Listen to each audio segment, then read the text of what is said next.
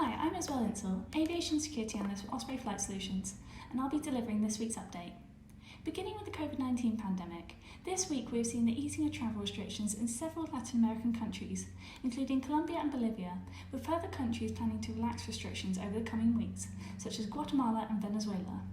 These developments come as recent figures indicate that the region's cumulative total now accounts for around 30% of all COVID-19 cases and related fatalities globally, and as such, the demand for travel to these countries remains low despite the reopenings.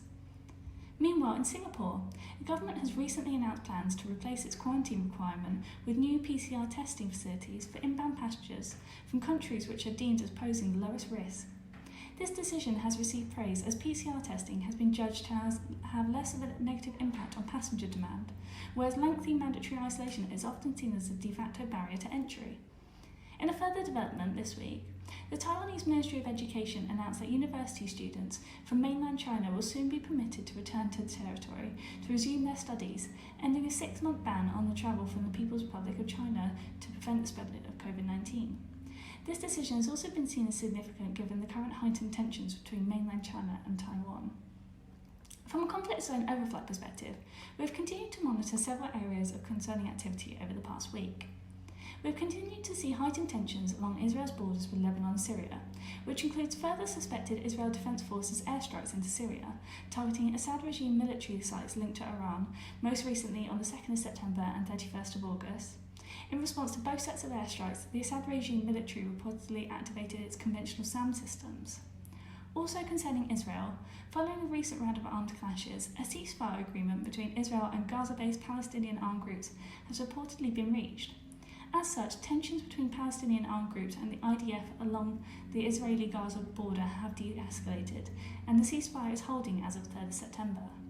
Meanwhile, in Iraq, on the 27th and 29th of August, we saw further rocket attacks targeting the Green Zone located in the capital Baghdad, and on the 30th of August, a rocket attack targeting Baghdad International Airport. No significant damage or casualties were reported following these events. In addition, since 28th of August, the Saudi-led coalition has shot down Yemeni Houthi rebel-launched drones on 5 occasions in the southwest of the country, as well as a surface-to-surface missile on the 27th of August. Of note, on the 30th of August, it is reported that the drone that was downed by the Saudi-led coalition was targeting Abba Airport.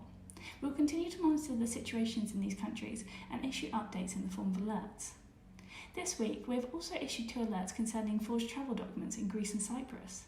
In Greece, since commercial flights resumed following their suspension due to the COVID-19 pandemic, there have been multiple reports of foreign nationals being detained at airports in Western Greece, the Ionian Islands and Crete for attempting to travel using forged travel documents. While in Cyprus, a leak has revealed alleged corruption related to passport acquisition under the Cyprus Investment Programme. We will also be issuing an alert concerning Malta in the coming days, concerning a spike in forged passports and identity papers since coronavirus travel restrictions have eased. Thank you for listening to this week's update. Please sign up to our LinkedIn page to receive further updates, as well as our free Osprey Open platform.